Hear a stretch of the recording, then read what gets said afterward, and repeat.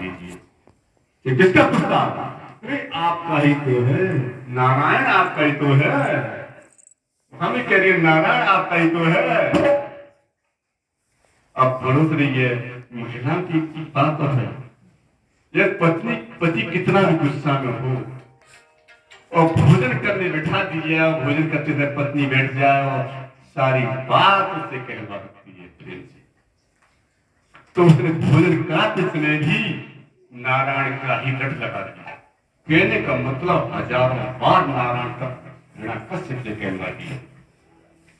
सोने के कक्ष में जाती है तो बोली, स्वामी जी आप इतने वीर, उसी की माया भी को नहीं पकड़ पाए तो कैसे कहता था नारायण नारायण। तो बोले रहने दो रानी। अब बिस्तर पर पहुंचती है तो हाथों से इतना मन में बसा दिया नारायण शब्द, और उसी समय हिरण्यकश्यप के हृदय में भी नारायण शब्द बसा हुआ और रानी कयाधु के हृदय में नारायण शब्द बसा हुआ था। दोनों ही पुत्र की कामना से थी और नारायण शब्द का उच्चारण हो रहा था और गदाधर हुआ तो पुत्र कौन होगा वहां पर? नारायण का भक्त ही होगा। कौन मिटा सकता है गर्भाधान संस्कार के संबंध में समय जो विचारधारा होती है पत्नी की, उसी तरह का पुत्र उसी से तत्काल होती है, उसे कोई टाल नहीं सकता है कभी। और गर्भाधान संस्कार करने के बाद सुबह हिरण्यकश्यप चला जाता है जंगल को और रानी रह जाती है। तो इंद्र ने देखा कि हिरण्यकश्यप तपस्या करने गया हुआ है और विष्णु से बदला लेगा और ऐसा पुत्र पैदा करेगा जो विष्णु का वध करने वाला होगा। जब विष्णु का वध कर देगा तो हमारे इंद्र के हम देवताओं को कौन पूछेगा? हमें क्षणभर में नष्ट कर देगा। तो अब क्या की जाए? इसकी पत्नी को ले जाए। इंद्र ने लेके क्या नारद जी ने कहा ये क्या कर रहा है?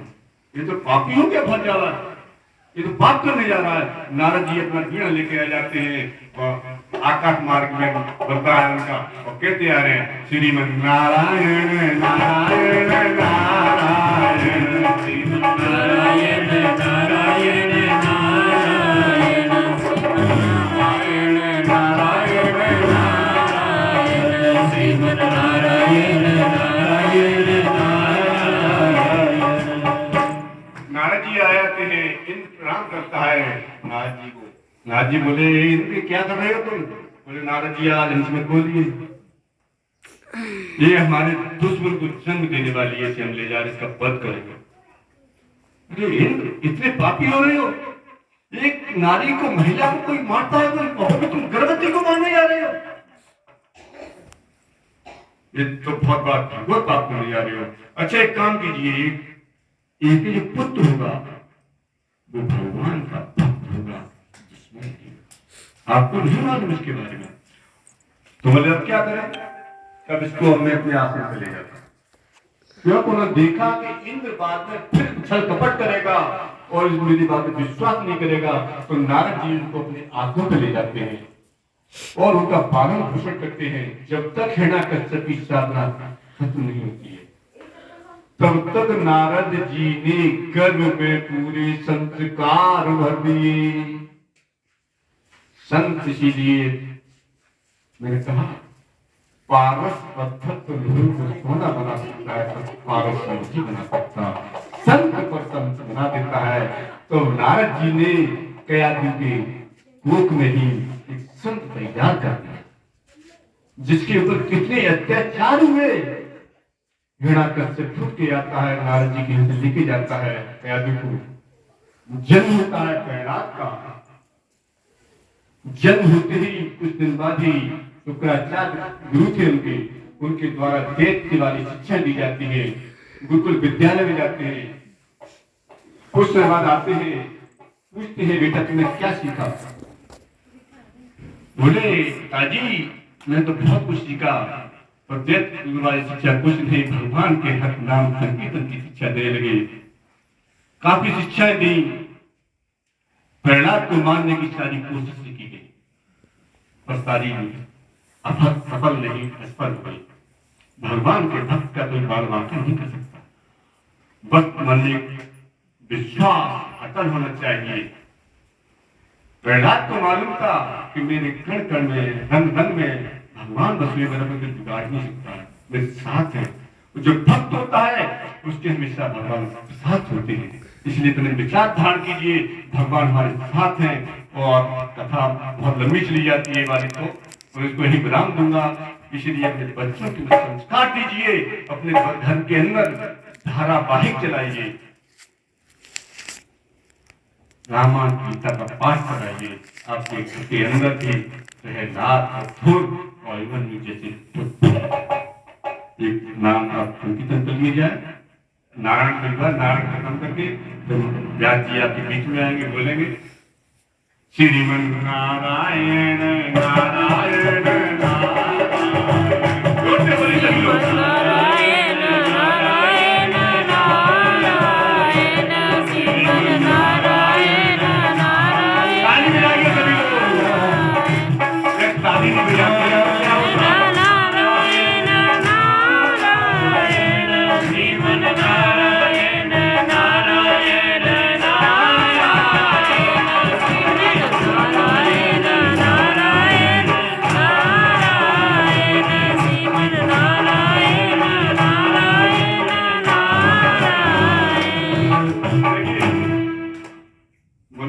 हाथ ऐसे दिए हैं जैसे किसी की नहीं है। क्यों दिए?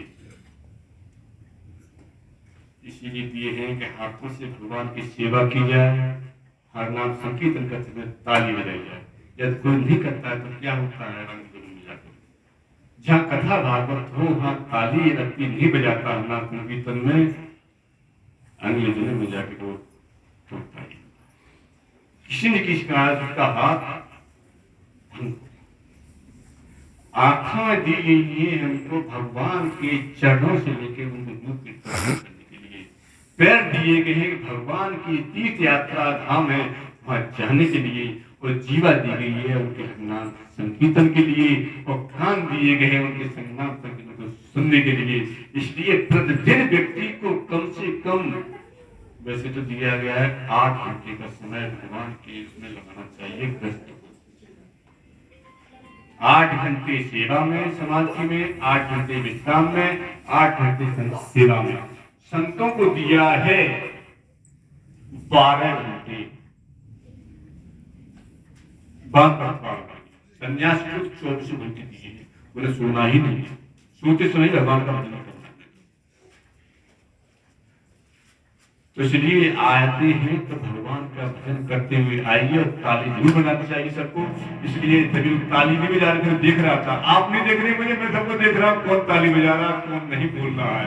ये सभी लोग बोलिए श्रीमन नारायण नारायण नारायण श्रीमन नारायण नारायण नारायण श्रीमन नारायण